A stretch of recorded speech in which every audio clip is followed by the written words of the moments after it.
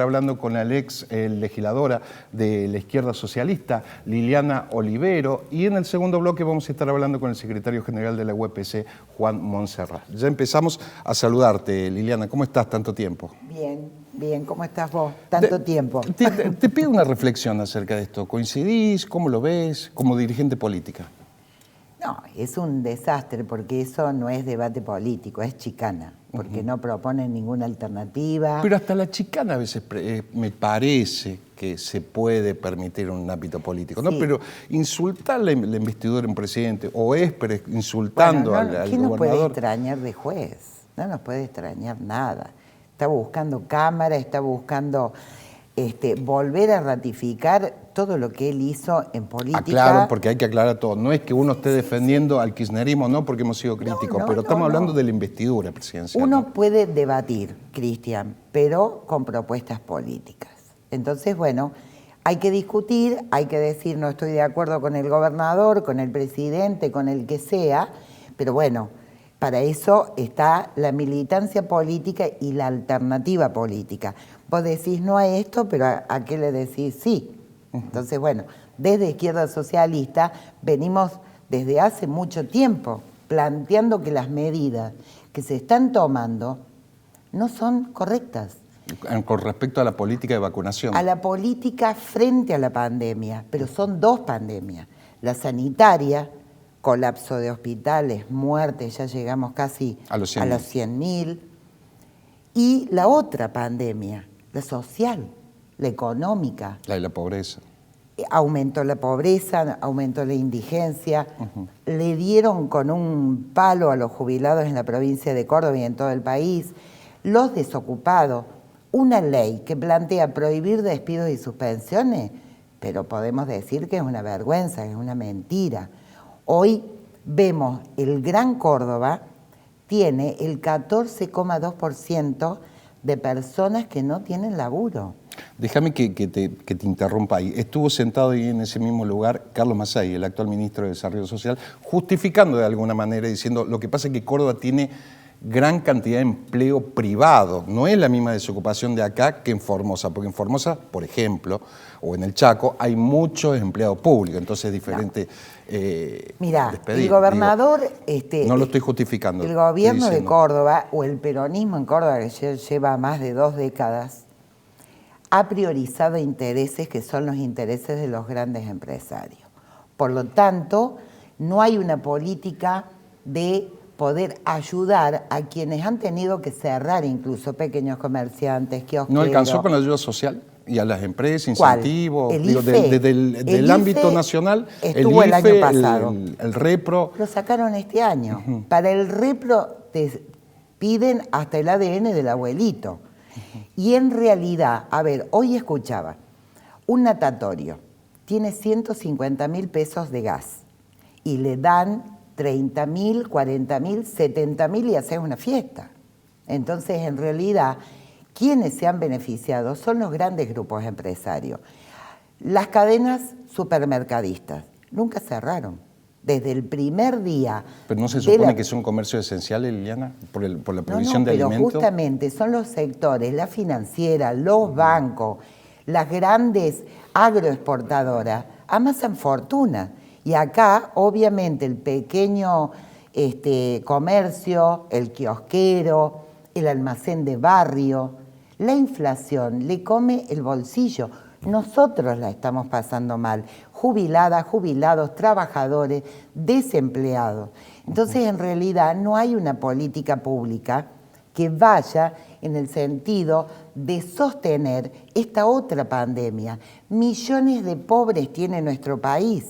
Hoy planteamos una estadística de la pobreza multidimensional, que es la que mide vivienda, salud, educación. Estamos hablando de 21 millones de personas en un país que genera riqueza para todo el mundo, pero se la llevan al exterior. El pago de la deuda externa, ahora el arreglo con el Club de París, que le están cobrando 2 aviones que nunca llegaron a Argentina en la época de la dictadura militar. Sí. Son unos ladrones. Entonces, en la ¿Quién? medida... ¿El gobierno provincial, el gobierno nacional? Todos los gobiernos, desde el 2014 que Kicillof avaló esa deuda, que es la deuda concebida en la dictadura, y obviamente con multas, con recargo de tasas, y ahora arreglaron 430 millones de dólares. Bueno, la lectura política dice que hay que pasar las elecciones, ¿no?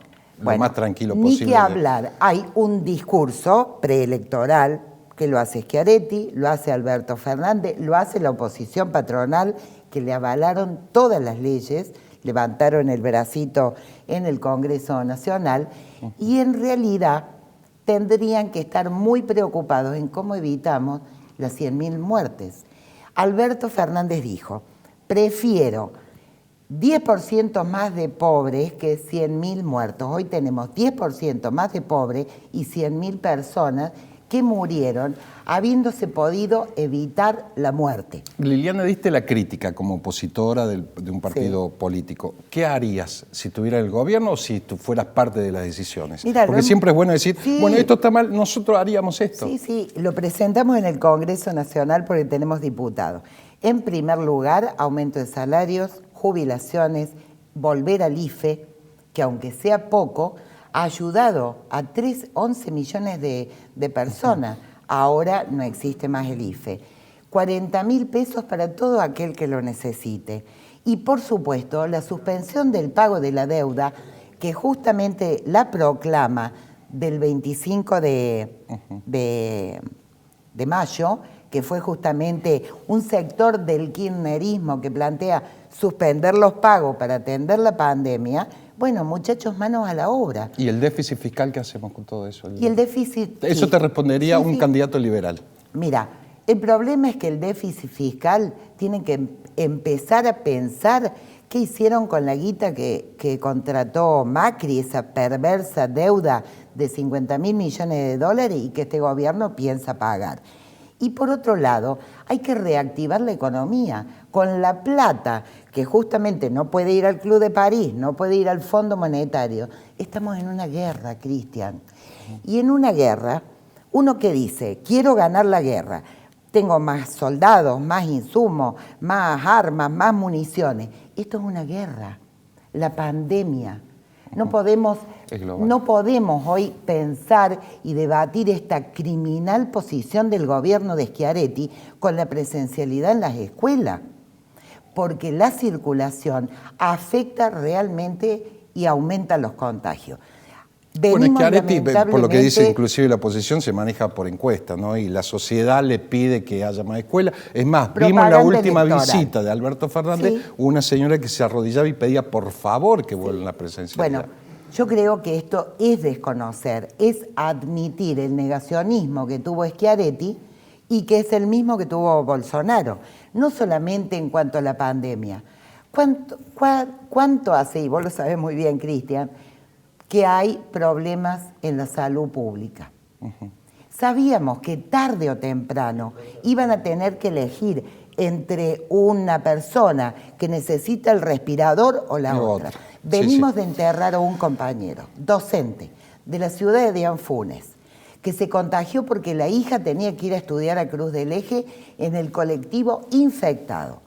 Y se lo tuvo que llevar la mujer, y lo digo con una tristeza enorme, en una cajita de cartón porque se llevó la ceniza, porque no lo pudo ni siquiera acompañar. Entonces el compañero Sergio Rodríguez, hoy, incluso lo podrá decir Montserrat después, con las cantidades de docentes que han fallecido, se podría haber previsto, con una apuesta sanitaria que realmente responda a las necesidades de esta enfermedad tremenda que estamos viviendo, y la otra también pandemia que tiene que ver con el problema de resolver la comida.